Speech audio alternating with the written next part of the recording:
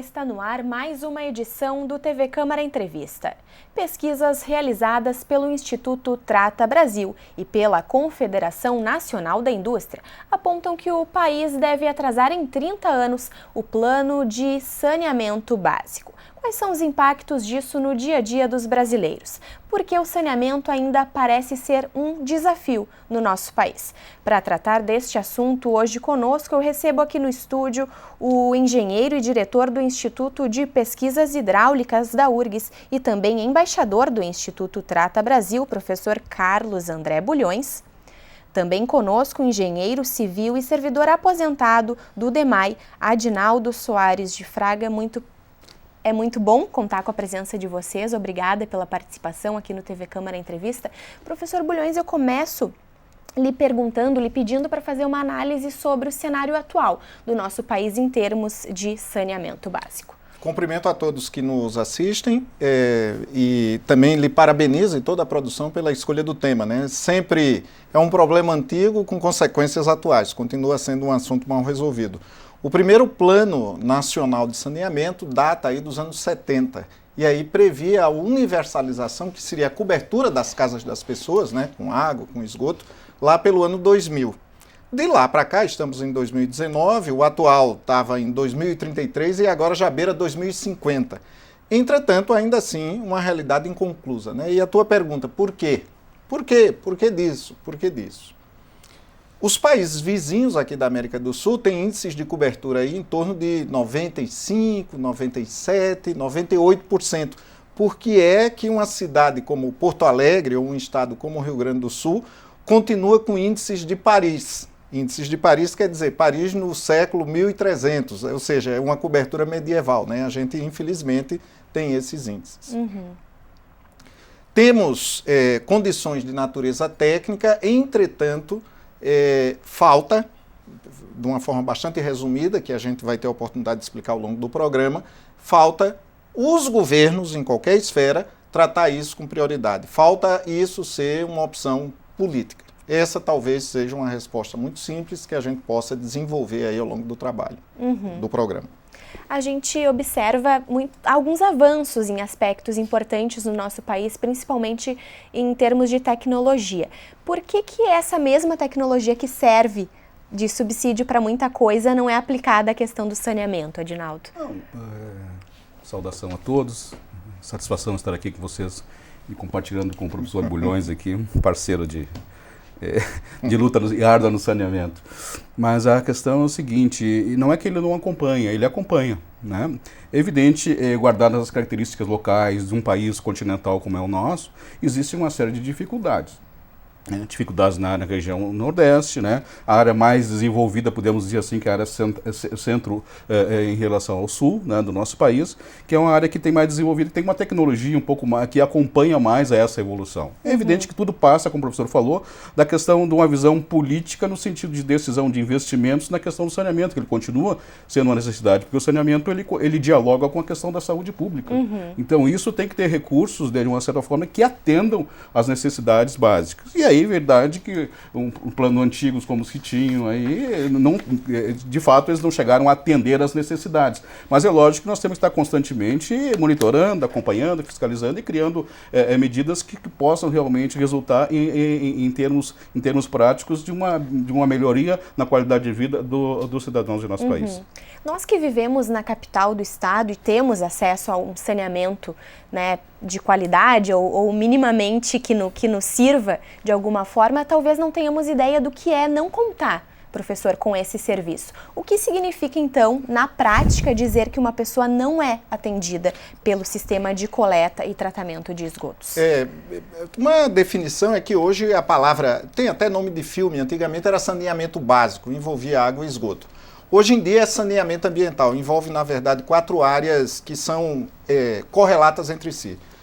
Água e esgoto, mas também resíduo sólido, o lixo, e a questão de drenagem urbana, né? Então, um morador aqui da cidade de Porto Alegre, se qualquer chegar na beirada do arroio Dilúvio, não precisa ter grande estudo para saber que ele está poluído. A gente pode usar um instrumento muito preciso, o nariz ou os olhos, tá? Então, esse é um primeiro aspecto que eu quero levantar. O meu colega muito bem colocou a necessidade do diálogo, né, com outras áreas. Então, eu quero colocar que não enfrentar saneamento ou os dilemas decorrentes do saneamento envolve a questão de educação, envolve a educação de saúde pública, envolve a situação de trabalho, as pessoas ficam adoecidas e não podem trabalhar, envolve questão de cidadania. É indecente chover e mães ou idosos colocarem o pé no esgoto porque a drenagem não está funcionando, a ligação é clandestina e assim por diante. Bom, eu citei o Arroio Dilúvio, mas a gente pode pensar da fronteira com Alvorada, que é na cidade de Porto Alegre, o Arroio Feijó, na verdade, um dia foi um arroio. Hoje é um rio de esgoto, e ali é a prova viva, ou melhor, a prova morta do nosso descaso com a política de saneamento. Ele também retrata, o último, do outro extremo, na fronteira com Viamão, na Zona Sul, é o Arroio Manecão, lá no Lami. Esse arroio também recebe carga de esgoto, e muito pelo crescimento, até desordenado. Então veja que o problema do esgoto, muitas vezes, que é a parte visível, né, mas tem outras consequências, no nexo causal, na relação de causa e efeito, é o efeito. A causa, muitas vezes, é essa urbanidade, ou melhor, a falta dela, de uma maneira desorganizada. Além disso, nós, moradores que pagamos impostos, que estamos numa cidade formal, a gente sente sim a falta do esgoto. Eu não sinto o mau cheiro na área minha lá onde eu resido, por exemplo, não tem odor característico, é o nome, vamos dizer, técnico do mau cheiro. Mas, agora, estamos nos aproximando de um verão muito quente em Porto Alegre, teremos, infelizmente, mosquito nos incomodando. Então, doenças de veiculação hídrica associada a mosquito é um indicador muito claro de falta de política de saneamento. O monitoramento disso, para qualquer pessoa, até também foi citado aqui no início, a parte tecnológica. Eu gosto de pensar que qualquer tecnologia é boa para Alvorada, Viamão, Cachoeirinha ou Porto Alegre, desde que ela funcione. Qual é a boa? Que funciona. E o assunto de saneamento tem sim aspectos muito tecnológicos, mas talvez os ambientes institucionais não tenham condições institucionais de ter a super tecnologia. Pode ser uma mais simples, contanto que funcione. O considerado por muitos, o truculento do Oswaldo Cruz, há 100 e poucos anos, enfrentou problemas com mosquito, com medidas paliativas de saneamento. Pena que estamos esquecendo. E aí os mosquitos voltam. Pegando esses exemplos citados pelo professor Bulhões com relação ao Arroio Dilúvio e outros na cidade, quais seriam as possíveis soluções para essas questões e como o senhor avalia os departamentos que hoje cuidam desse assunto na cidade, porque nós tivemos por essa gestão a extinção do DEP, o Departamento de Esgotos Pluviais, que acabou sendo incorporado, então, essa responsabilidade pelo DEMAI. Como que o senhor observa isso? É evidente, como o professor falou, a questão do nosso saneamento ele é bem abrangente, né? E passa obrigatoriamente por essa questão de educação também. Né? E além da saúde e a própria drenagem urbana, no caso como te referiste na questão do DEP, parece assim que foi uma ideia assim, vamos extinguir o DEP que os problemas vão ser resolvidos, né? E a coisa não funciona assim desse jeito, né? Porque, queira ou não queira, agora o DEMAI acabou incorporando essas atividades dentro das suas atividades que normalmente já eram sua responsabilidade, assumindo mais esse ônus.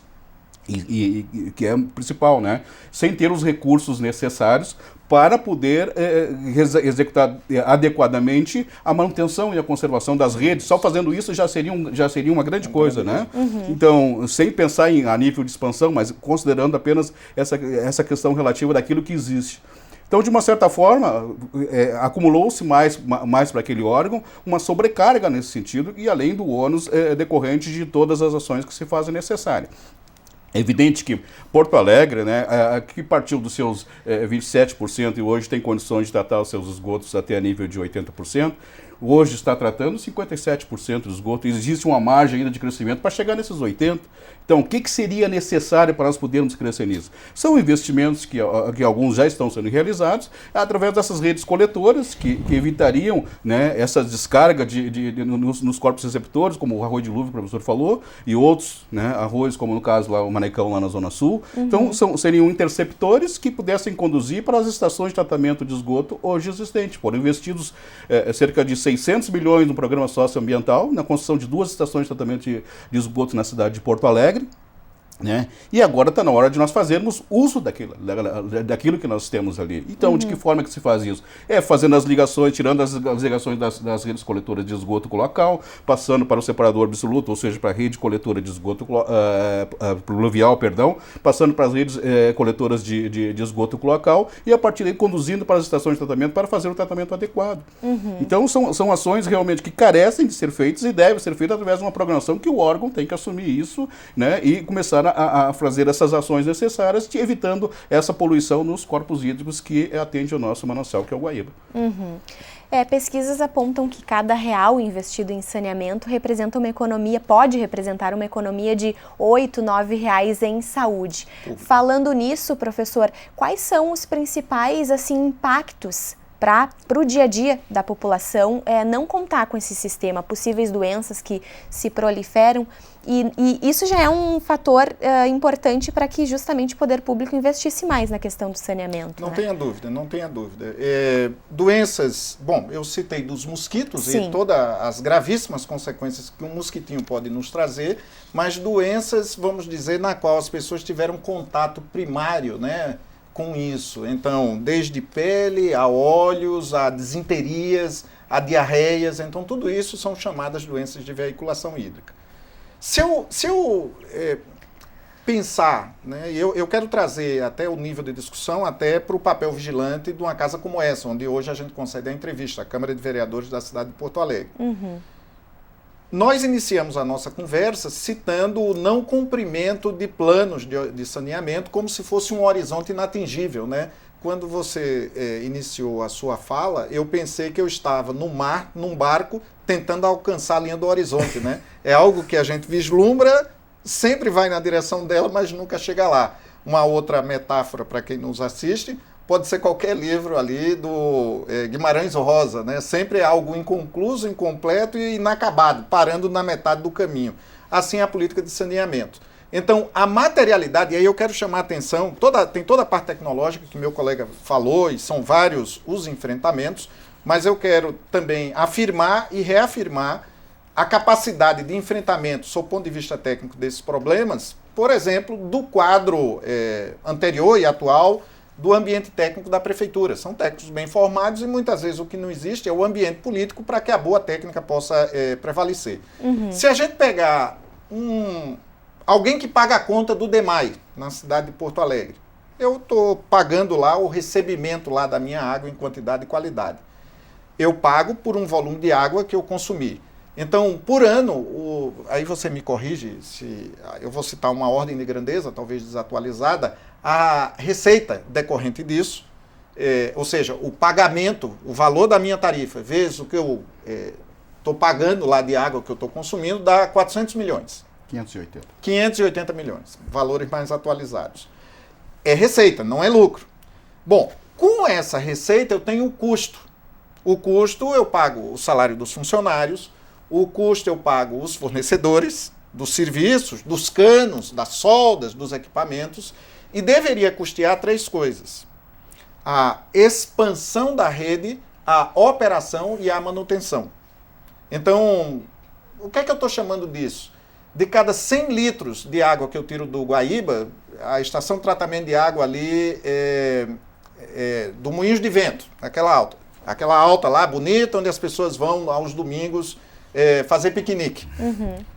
Ali, muito bonito, está na cota alta. De cada 100 litros que eu tiro lá da beirada do Guaíba, o índice de perda está em quanto? Está em 28%.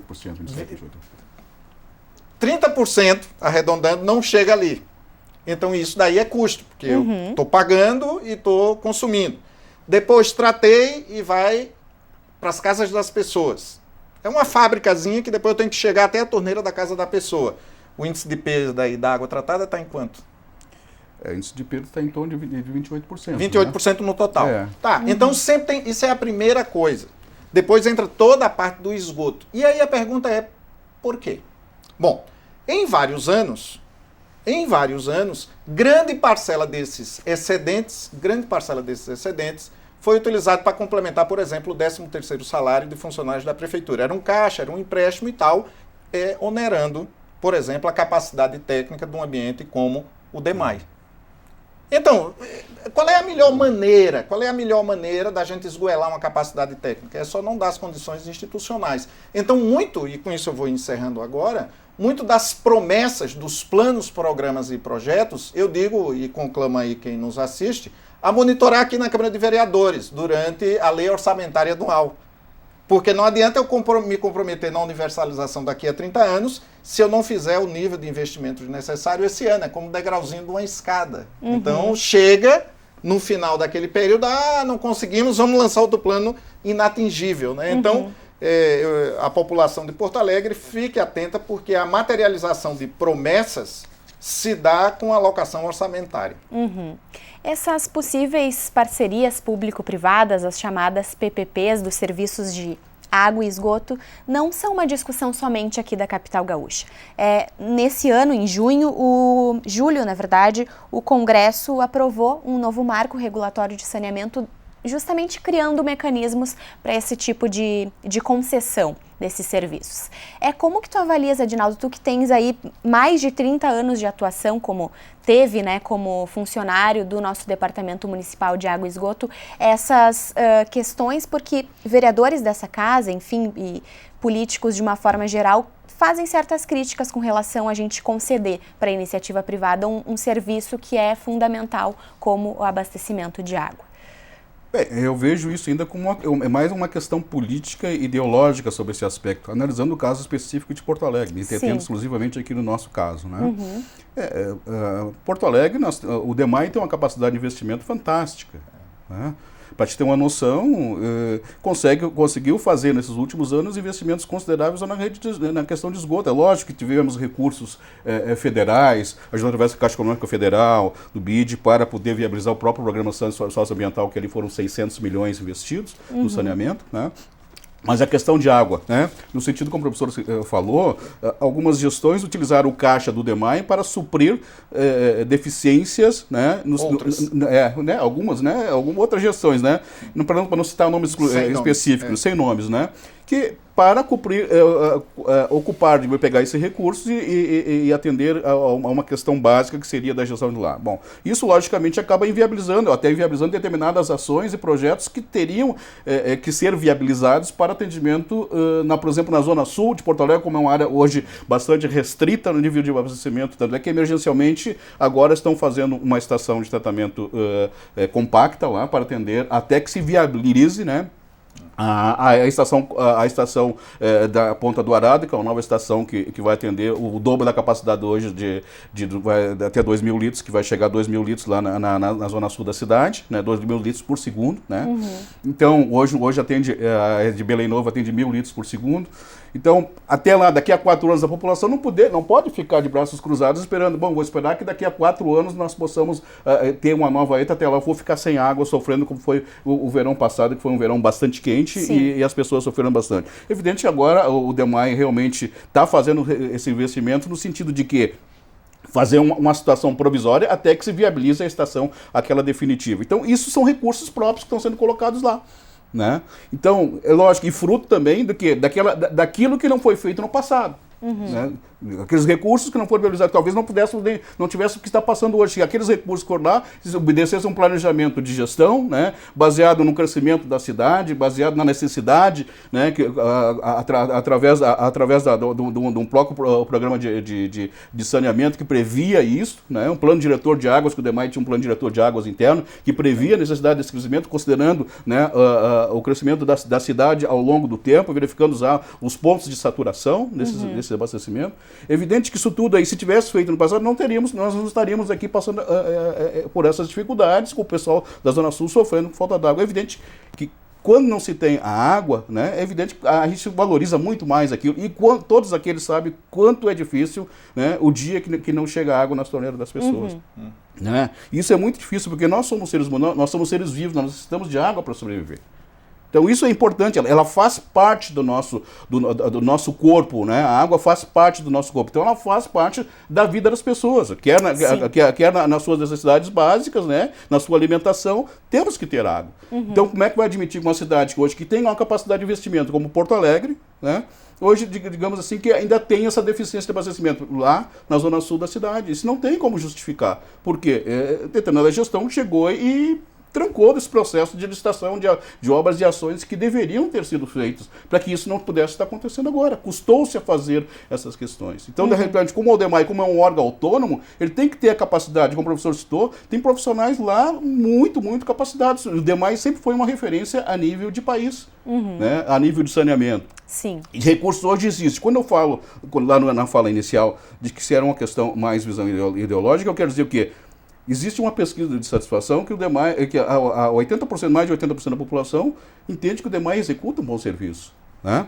E o DEMAI tem recursos, tem capacidade, tem recursos. Isso tanto é que o ano passado ele teve um superávit de 40 milhões. Então, na realidade, o DEMAI não é uma empresa que tem que criar para dar lucro. Como o professor falou, os recursos que sobram, eles têm que ser reinvestidos, né, sob forma de investimento na cidade, para que nós não tenhamos esse tipo de problema. Então, por que eu digo assim que é ideológico? Porque o DEMAI não precisaria disso aí.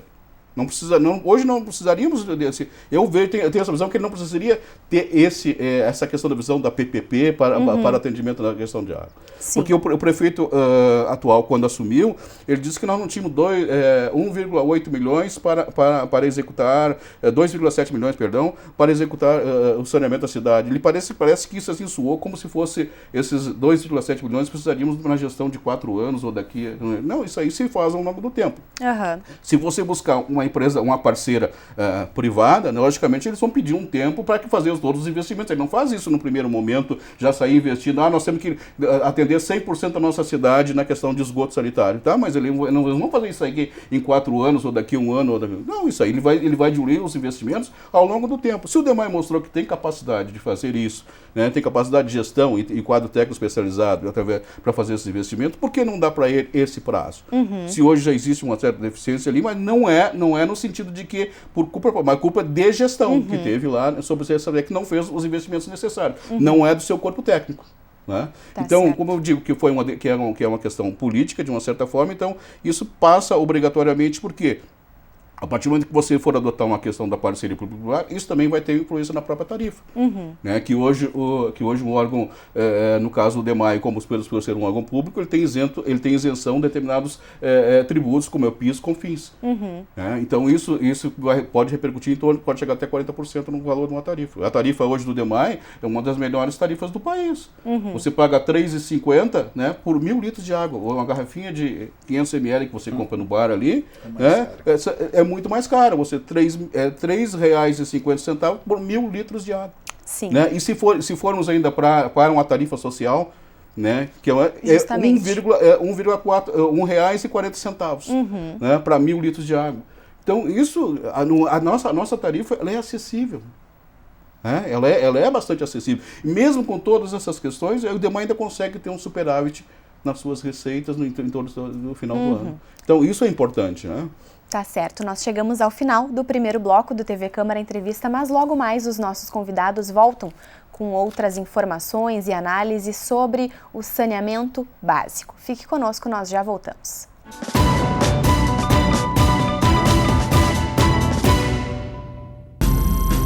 Um pedaço da história do Exército Brasileiro está no Museu Militar do Comando Militar do Sul. São quase 3.000 metros quadrados reservados para exposições temáticas. O acervo tem um total de 4.000 itens. Entre as peças estão armamentos, carros de combate, canhões e medalhas. Alguns objetos remontam ao período colonial. O chamado Museu do Exército foi inaugurado em 1949 no prédio onde ficava o Arsenal de Guerra da província. A construção data de 1867 e é considerada de interesse de preservação pela Prefeitura de Porto Alegre.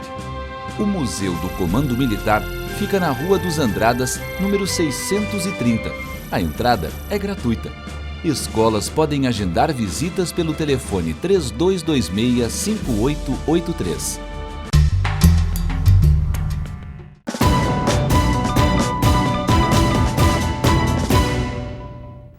volta com o TV Câmara Entrevista e o saneamento básico é o assunto do programa de hoje. Comigo aqui no estúdio estão o engenheiro e diretor do Instituto de Pesquisas Hidráulicas da URGS e também embaixador do Instituto Trata Brasil, professor Carlos André Bulhões, e o engenheiro e ex-funcionário do Departamento Municipal de Água e Esgotos aqui do município, Adinaldo Soares de Fraga.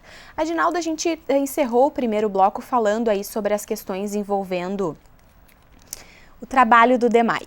Tu, ainda que funcionário aposentado, está ativo nas reuniões, participa ativamente de reuniões tanto aqui na Câmara, na Assembleia, justamente para tentar expor as tuas visões sobre esse assunto. Como que tu avalias o papel dos legislativos, tanto do nosso estado quanto da capital, em justamente tentar oferecer à população melhores condições de saneamento?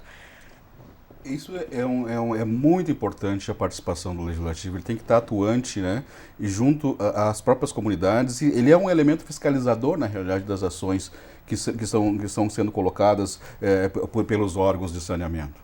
Então, também através, até na própria legislação, compondo leis e proteções necessárias no sentido para poder atender às demandas da população, né? E também porque ele tem que ser um órgão facilitador, não pode ser dificultador. Não adianta, nós temos que criar lei para facilitar, não podemos criar lei para dificultar. Então, sobre esse aspecto, assim, entendendo também a necessidade das pessoas lá nas suas comunidades, como aqui na Câmara, no caso da Câmara de Vereadores, que tem vereadores que são representantes de determinadas comunidades, lá eles sabem realmente quais são as necessidades e as ações lá que se fazem necessárias, porque existe essa interligação e essa interface. E eu também, como vivenciei vários anos dentro do saneamento, eu não posso me omitir, né, com relação a isso. Eu fui um servidor público e tenho um compromisso com a cidade. Meu compromisso não é pessoal meu, é um compromisso daquilo que a cidade me proporcionou e me deu condições para que eu pudesse fazer a minha ação de trabalho de retorno. Eu era um servidor, ou seja, eu sou servidor público à disposição da cidade. E mesmo que, digamos assim, o saneamento não sai de dentro da gente, né? Depois que a gente incorpora isso, e eu me sinto na obrigação ainda de estar participando e atento aos eventos. Hoje eu faço parte, inclusive, do Conselho Técnico do DEMAI. Então a gente continuo participando lá através das decisões, através do sindicato no qual eu represento lá, participando das decisões e acompanhando. Por ter vivenciado também, a gente tem uma certa experiência e pode ser um elemento também facilitador para que as coisas possam acontecer e viabilizar lá. E junto à Câmara de Vereadores também a gente pode ser um elemento de passar informações para os vereadores, as informações necessárias para que possam legislar e atendendo realmente às necessidades. De cobrar, realmente, quem quer que seja, as ações que porventura deixaram de ser feitas. Uhum. Professor Bulhões, qual que é a importância, dando sequência ao que o Adinaldo fala, dessa participação da população em justamente se fazer presente, lutar pelos seus direitos? O Adinaldo tem conhecimento técnico vasto por ter trabalhado no DEMAI, mas nem todo mundo tem. A gente acaba estando mais atento a esse assunto quando o serviço nos falta. Isso. Então, qual que seria a importância de tentar entender um pouco melhor dessa questão? Bom, tanto o Adinaldo, colega, engenheiro, também da diretoria lá do Sindicato dos Engenheiros, é um militante da área de saneamento, assim como eu. Eu até gosto de pensar que eu também sou professor de assuntos como esse, e eu gosto de pensar que se eu não aprendi, eu me acostumei. Então o saneamento entrou nele e eu me acostumei com o saneamento. O dia a dia das pessoas é uma máquina de moer carne, cada um com seus problemas, cada um com sua história, cada um com seus enfrentamentos. É difícil, viver não é um assunto para fracos. O saneamento só aflora no momento que falta água, que o Guaíba está mal cheiroso, ou quando chove. E aí a gente, ao abrir uma torneira e faltar água, obviamente que é um gênero de primeira necessidade. Se eu não tenho, então é realmente uma condição indigna. Entretanto, o dia a dia, então conseguir a agenda para isso realmente é um pouco difícil.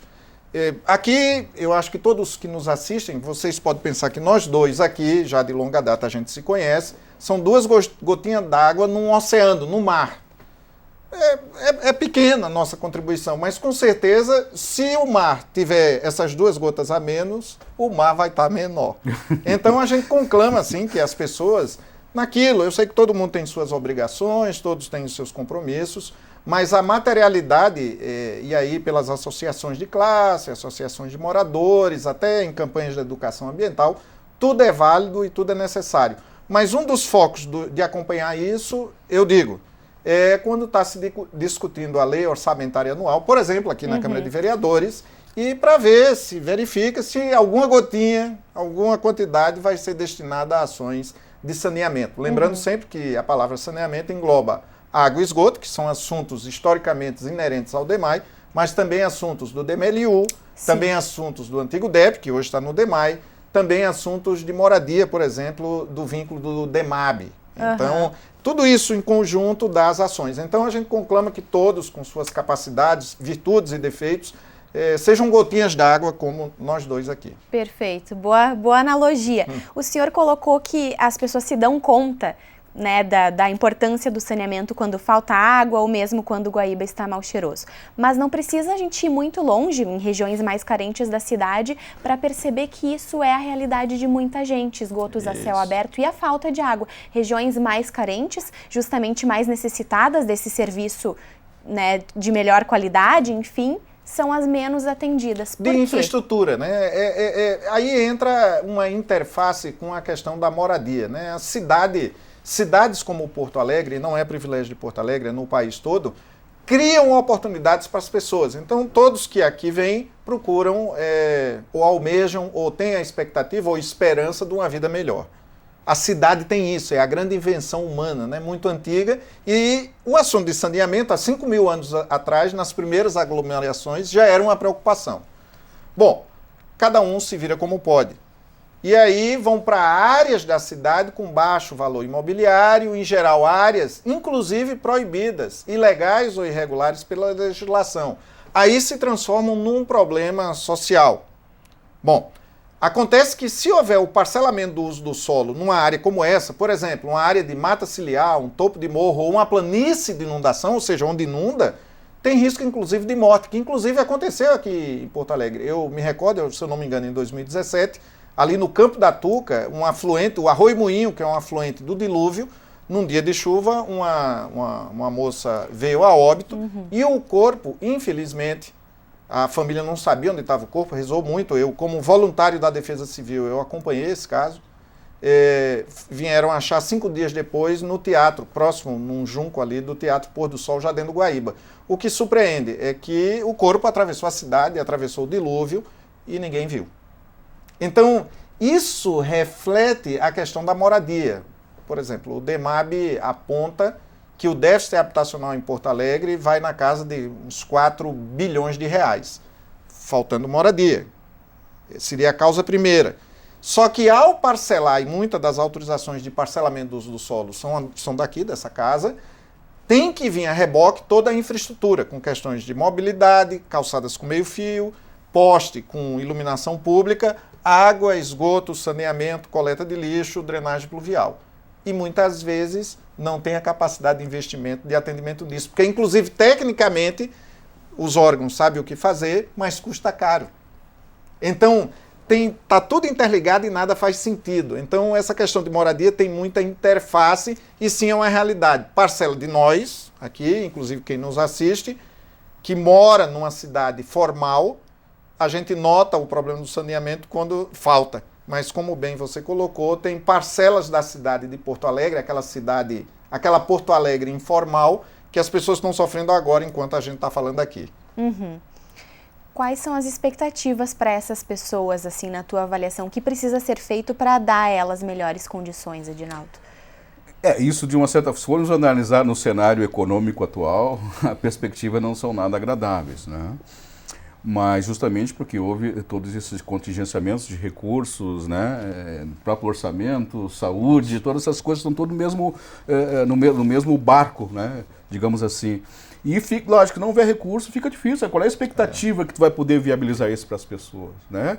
Porque a cidade ela é viva, né? Ela necessita, ela se movimenta, ela cresce, ela amplia, né? Ela tem mobilidade, né? Nós temos seres humanos dentro dela, e conforme a gente vai avançando, tem as suas necessidades, né? E isso, seja como o professor citou, as pessoas, em função da própria especulação imobiliária, acabam sendo enxotadas para os vazios urbanos, mais para a área da periférica. E cada vez mais, no sentido, como são pontos, por exemplo, falando a nível de saneamento, a nível de abastecimento, às vezes são pontos onde a rede não tem rede lá, então tem que estender rede, mas não adianta só tu estender um trecho de rede, tem que ver se ela tem pressão suficiente para chegar lá na casa das pessoas, que às vezes tu tem que fazer uma ampliação mais lá na origem, né, tubulações maiores, ampliando estações de bombeamento para poder chegar lá, e passando também por uma questão política, né, com relação à questão da habitação e definição justamente da questão do parcelamento do solo, que a gente vê várias áreas que são ocupadas por aí que não tem a mínima condição. Às vezes são áreas de preservação, né, e às vezes até a área de risco, né, sendo ocupadas. Aí depois, quando vem, né, as enxurradas, as catástrofes, aí né, as pessoas, né, perdem aquilo, o pouco que tinham, né, e isso fica difícil realmente. Então isso passa aqui por um planejamento e um acompanhamento desses investimentos que são necessários para poder atender as demandas mínimas do ser humano, né, e até das pessoas, que é a moradia, ter o seu saneamento, água, esgoto e as coletas de lixo e demais. Tu citaste em outra fala o PISA, nosso Programa Integrado Socioambiental, que nasceu em Porto Alegre há alguns anos.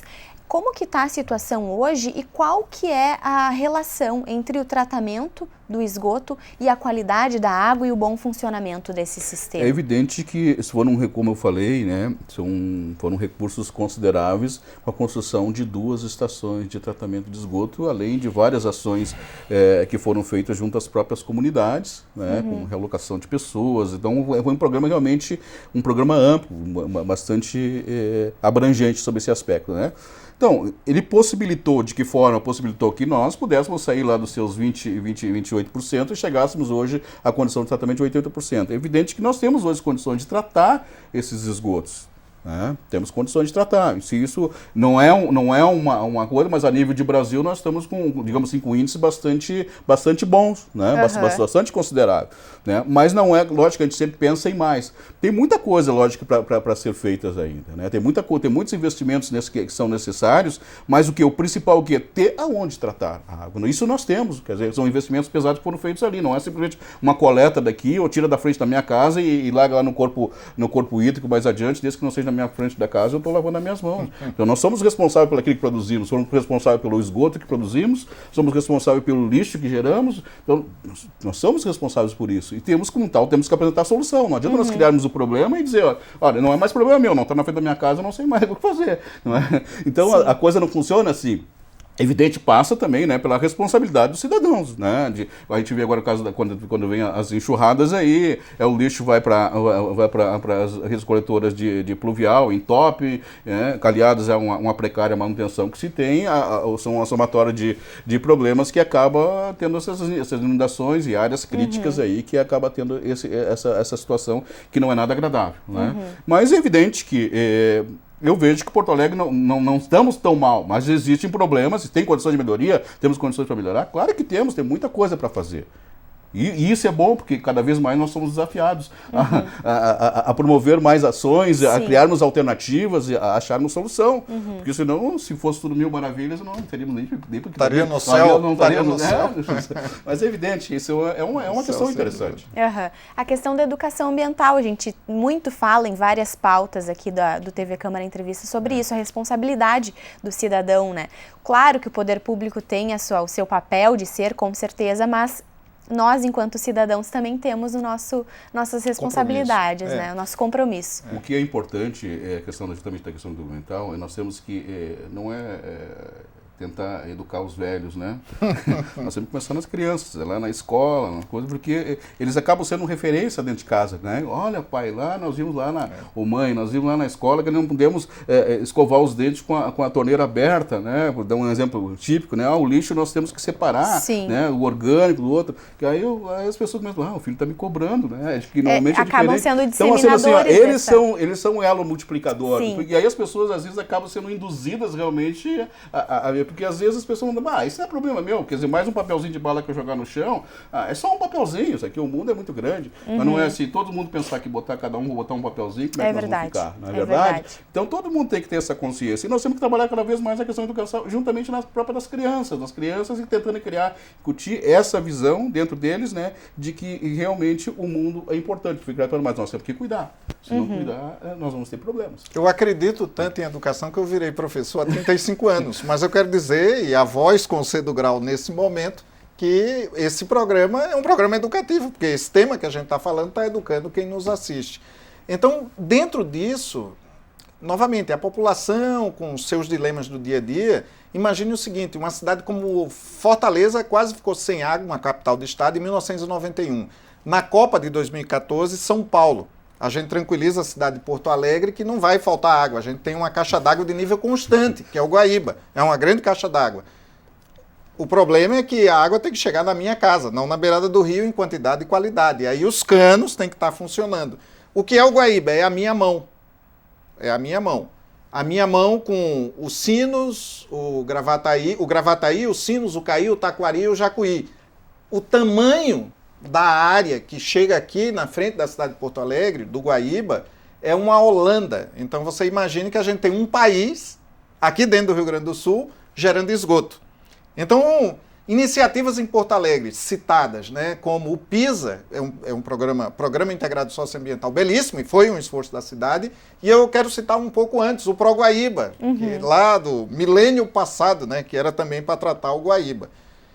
O Guaíba continua poluído. Então, mesmo que Porto Alegre faça todo o seu trabalho, ainda assim haverá uma carga oriunda da parte de cima pela lei da gravidade. Então, os outros também têm que trabalhar nessa política. Mas, de qualquer forma, o PISA, Programa Integrado Socioambiental, começou a ser discutido na cidade de Porto Alegre lá pelos anos 70. E foi conduzido, o investimento é de longo prazo, tem todo um enfrentamento técnico, a cidade toda se mobilizou, belíssimo, belíssimo. Mas ainda temos redes ociosas. Então eu tenho problemas de ociosidade de rede, temos que convencer a população. Imagine, na frente da minha casa tem um cano cuja avalia a utilidade é eu conectar o esgoto da minha casa. Mas esse ato de ligar o esgoto da minha casa no cano do DEMAI é voluntário. Como eu já resolvi meu problema, que nem ele falou, em inglês tem uma sigla, a política do não no meu quintal. Not in my backyard. Mas pode ser o quintal dos outros, então. Então, se eu tirar o esgoto do meu quintal, o problema não é meu. Agora, é de quem? Sim. É de todos nós, tá entendendo? É de todos nós. Professor... Uma coisa também, só para salientar, Sim. aproveitando o gancho, é justamente essa questão. Às vezes as pessoas analisam, as tubulações de esgoto cloacal, elas são pequenas, elas são pequenos diâmetros, elas são para coletar apenas esgoto cloacal, né? Aqueles esgotos oriundos das residências das pessoas. Só que as pessoas às vezes conectam, né, a drenagem do seu pátio, né, ali na rede nessa rede, né, do cloacal, que acaba gerando uma série de problemas, porque ou é entupimento ou realmente não dá a vazão necessária, né? E aqui nós vemos às vezes a rua, às vezes dia de enxurradas, tampões aí de postos de visita levantando, né? Como se fosse um chuveiro invertido ali, né? Quase que aparecendo ali. Então é isso que eu falo na questão de educação. As pessoas também têm que ter essa consciência de fazer ligar o esgoto corretamente, se tem essa área, essa disposição, na frente da sua casa, solicitar essa religação. E também tem que ter um compromisso, como eu falei anteriormente. Olha, se eu estou gerando esgoto, eu tenho que ter responsabilidade para aquele esgoto que eu estou gerando. Então vamos ligar corretamente na rede de esgoto. Vamos solicitar lá para o DEMAI fazer aquela ligação corretamente do esgoto na rede de esgoto local, né? E a rede de drenagem, né, com relação na rede de esgoto pluvial. Então, aí também já é uma pequena contribuição para que cada um pode dar, fazendo a sua parte, o programa fazer a sua parte, no sentido de contribuição para que nós possamos ter uma cidade menor. Professor, eu abro o espaço agora, os minutos finais do nosso programa, para que o senhor fale um pouquinho sobre o trabalho desenvolvido pelo Instituto Trata Brasil. Na abertura, eu citei uma pesquisa realizada por esse instituto, que também tem uma série de trabalhos educativos disponíveis aí para a população, né? Bom, me honra muito, o Instituto Trata Brasil, ele é sediado em São Paulo, o presidente é um jornalista, inclusive, e tem como missão principal traduzir informações de, vamos dizer, natureza técnica, né, do saneamento, investimento, numa linguagem palatável. E isso acessa a mídia aí de toda a natureza, inclusive o Congresso Nacional. Eu, como embaixador, eu sou um dos que divulga, ajuda a contribuir. Lá tem desde promotor de justiça, outros professores universitários, atletas olímpicos, tem de tudo. Mas todos nós estamos unidos por uma única causa, que é o saneamento, tá? Então, basicamente, é o site ITB, Instituto Trata Brasil, vocês podem acessar, é gratuito, não paga nada, tem de escalas nacionais regionais, estaduais, até municipais, tudo tentando ser o mais palatável. Essa informação, inclusive, é de natureza pública e está disponível como Sistema Nacional de Informações de Saneamento, mas os sites públicos, eles requerem uma certa formação técnica. Então, o que é que o Trata Brasil faz? Ele torna palatável isso. Conclamo a qualquer um que coloca, enfim, faz uma pesquisa na internet e coloca. Também o próprio Instituto de Pesquisas Hidráulicas, que é uma faculdade da Universidade Federal do Rio Grande do Sul. Os sites são públicos, tem vários temas de pesquisa, né? Teses, dissertações de mestrado e doutorado, por exemplo, os TCCs que formam os alunos de graduação, com temas aqui da cidade de Porto Alegre. Então procurem o sistema de bibliotecas e coloquem saneamento, Porto Alegre, vão descobrir. Eu pessoalmente também tenho, eu não tenho nenhum blog nem nada, mas no YouTube vocês podem achar, eu gosto de citar um que eu fiz a trajetória de um pingo d'água, escondido e envergonhado aqui em Porto Alegre. Da sua nascente, foi a bacia do Arroio da Areia, nesse caso, descendo ali daquela matinha próximo do campo de futebol do Colégio Anchieta, e a trajetória que ela faz até chegar no Rio Gravataí, passando lá pelos fundos do aeroporto, na Vila Dique. E aí todo o processo que esse pingo d'água que nasceu exuberante de um molho d'água no meio de uma matinha, ele vai ficando escondido e envergonhado ao longo do caminho até chegar lá na beirada, completamente uma água negra e transformando aí como veículo de transmissão de doenças. Minha última manifestação é o seguinte: o primeiro plano diretor de Porto Alegre é de 1914, do João Moreira Maciel. O mote, ou as palavras motivadoras daquele plano de 1914, há mais de 100 anos, era higienização e embelezamento da cidade de Porto Alegre.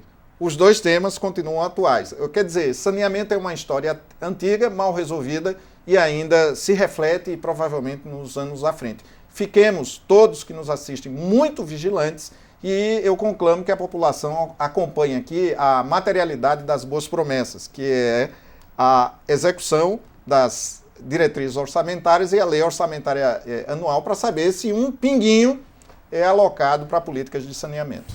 Como o professor citou, o plano diretor da nossa cidade está em processo, aliás, de revisão para o ano que vem, essa revisão deve ser entregue, né, 2020, ou seja, um motivo a mais para a população estar atenta aos assuntos aí da cidade, né, Adinaldo? É evidente que a população tem que estar atenta e ela tem que participar, né? Então, eu acho que a gente tem que se sentir um pouco responsável pela nossa cidade. Então, no sentido de participar, como o professor falou, fiscalizando, acompanhando a execução orçamentária. Porque isso aí não pode ser uma peça de ficção, o orçamento não pode ser uma peça de ficção, né? Que não chegar no final do ano lá, o cara vê, se você vai acompanhar, muitas vezes 50% só daquilo que foi prometido, não acabou não fazendo.